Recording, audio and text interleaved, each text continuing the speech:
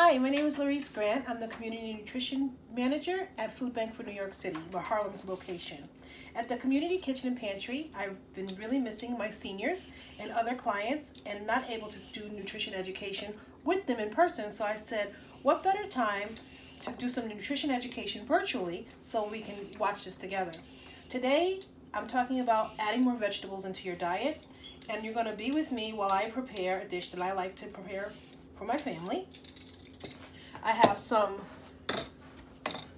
zucchini and squash, carrot, onions. I only need a cutting board, a knife, peeler, a saute pan, a little bit of olive oil, and we'll cook this together.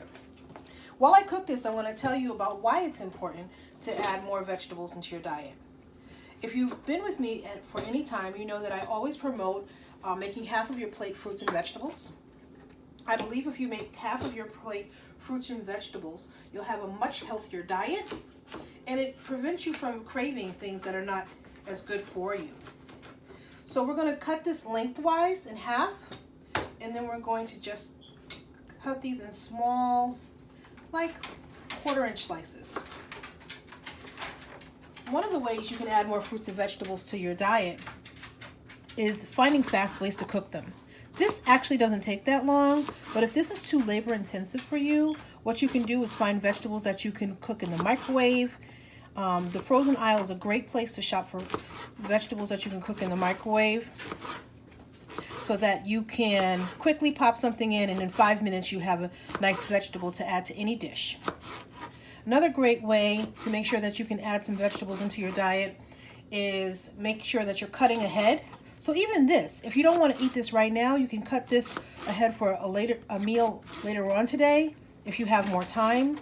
Make sure you have peppers and onions, maybe some broccoli or cauliflower cut ahead of time, and you can put those in the refrigerator and keep them for a couple of days.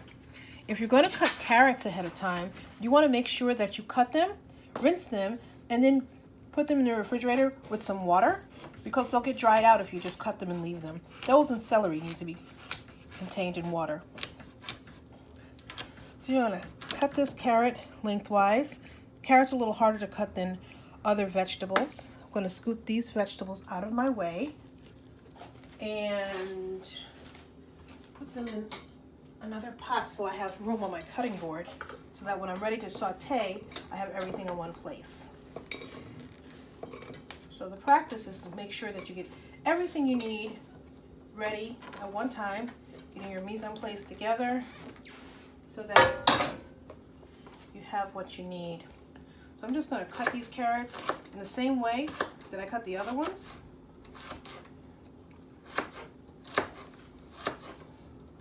Which doesn't take a lot of time. So one of the other ways that you can make sure that you have vegetables all the time is always choosing vegetables that are rich in color. Each color does something different in your body, so you want to make sure that you're getting a lot of orange-based vegetables so that you can get a lot of vitamin C, vitamin A in your diet. You want green leafy vegetables, which are rich in vitamin B.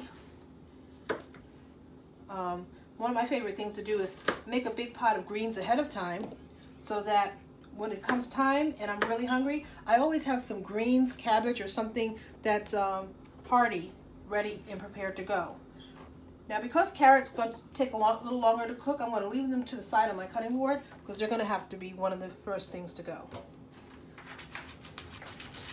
One of the tips of cutting an onion is cut off the stem, but leave this intact, and it won't make your eyes tear. So that's one tip when you're cutting fresh onions. Another tip is to make sure that you put your onions in the refrigerator for a little while before you cut them, and they'll also won't give you that sharp effect of getting your eyes to well up. Since I'm getting close to having all my veggies cut, I'm going to turn my fire on medium and heat my iron skillet up with a little bit of olive oil. I like to use olive oil because olive oil stays liquid at room temperature. And when you use oils that are liquid at room temperature, it's better for your heart. because if oil or a butter is solid at room temperature, like butter, lard, margarine, it'll be solid in your arteries. So a little olive oil goes a long way. And you don't need a lot. You just want to coat the bottom of your pan so things don't stick, and it gives a nice flavor. So while that's heating, I'm going to finish cutting up the onions, and then I'm going to cut up the squash.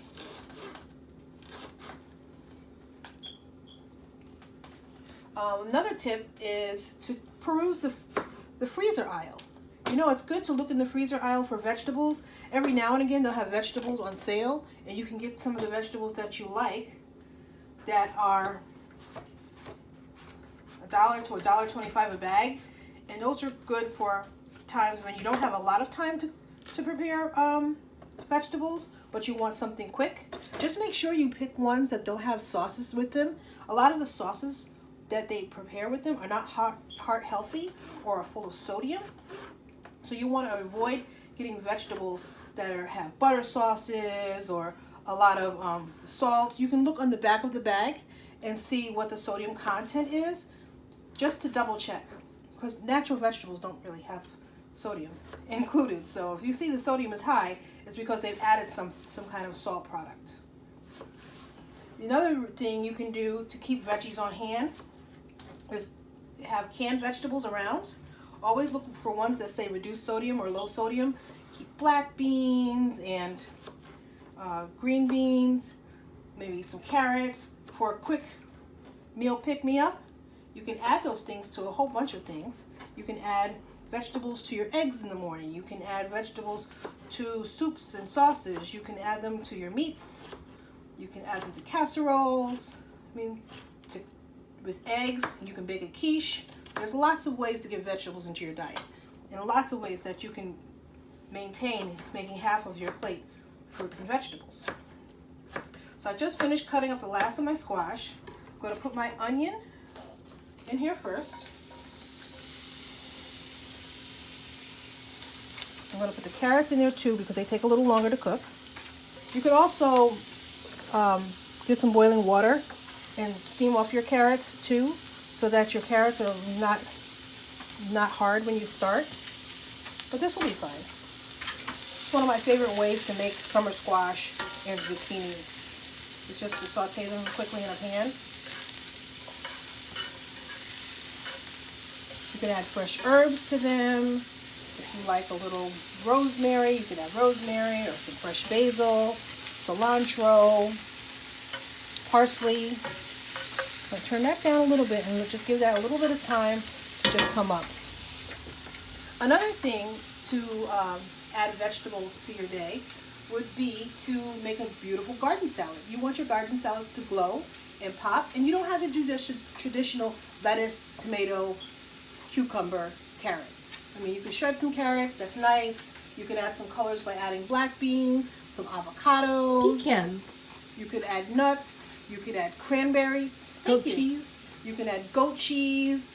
You can add radishes, red cabbage to give it a little pop of color, snap peas. I went to the farmer's market the other day, and the guy was so proud of his radishes because he had just pulled them out of the garden. And he's like, "Oh, these are delicious. Just cut these up in your salad, and these don't taste like the ones in the store. You know, they're not as sharp and not as pungent because I just took them out of the garden." I was like, "Oh, okay, that's a good tip." Also, snap peas. You can eat them cooked or you can eat them raw, and they're actually really good raw. I know that because he made me eat one right there because he was so proud of his vegetables. The other thing is that you can grow some vegetables. You don't always have to have a huge garden or a plot of land to grow vegetables. You can grow your vegetables in tiny pots right around your house. Now, when your onions start to get a little bit brown, you can add your zucchini that I reserved there, and your squash.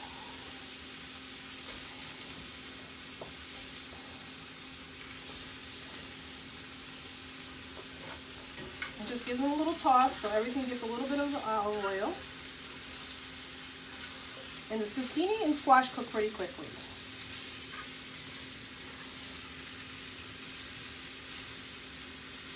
This is a big batch because I have a larger family, and so this will last us for one meal.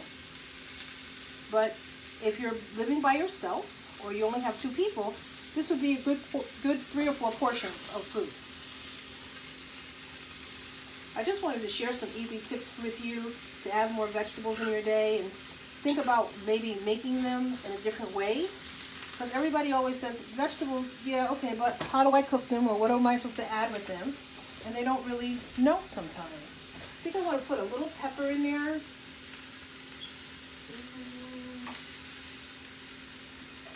I don't want the salt, I want the fresh ground pepper. Let's give it a little.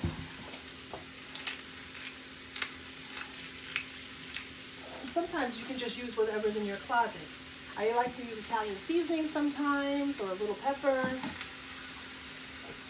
At the end of the process, I can use a little garlic.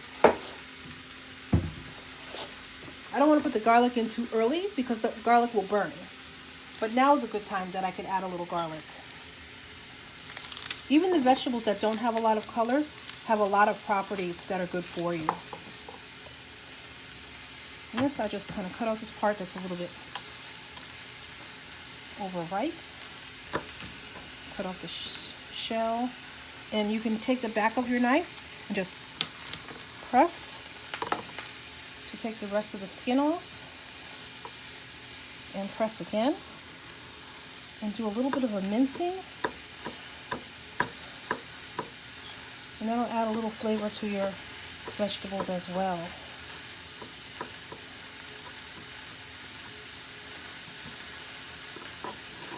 And just scoop that in there. Give your vegetable a little turn. See that nice brown color that's coming? That's what we're talking about. This is going to be so good.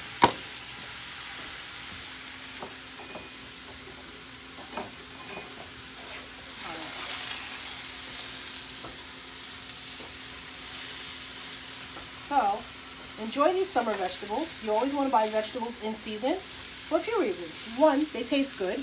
2, they don't have to travel so far, so you get them fresher. And 3, they're cheaper. If you see strawberries on sale now, because we're in strawberry season in the summer, that's why they're less expensive. You can look up online when vegetables are in season and try to eat vegetables in season. Now squash in the wintertime is going to be very expensive, like the summer squash and the zucchini, because it doesn't grow then. Root vegetables like potatoes and butternut squash grow in the winter times. So just give these a turn. Keep your fire low. Put some of the vegetables that are at the bottom up to the top, so all of it gets seasoned the same way. This is going to be a nice side dish for today's dinner. If you want, you can add a sprig of salt, a little 1 thing of salt, but I like to try to use least salt as possible. So I usually cook my vegetables until they're ready done, and then after I taste them, if I need a little bit of salt, then I'll add them. But I don't like to add them now because a lot of times you don't need it.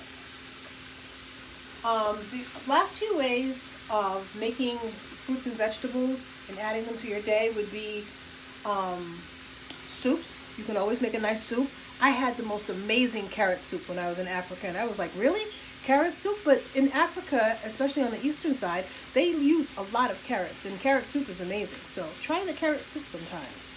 You can also, if you're going to order out or go out to eat, ask for a side of vegetables or a side salad rather than do potatoes or french fries.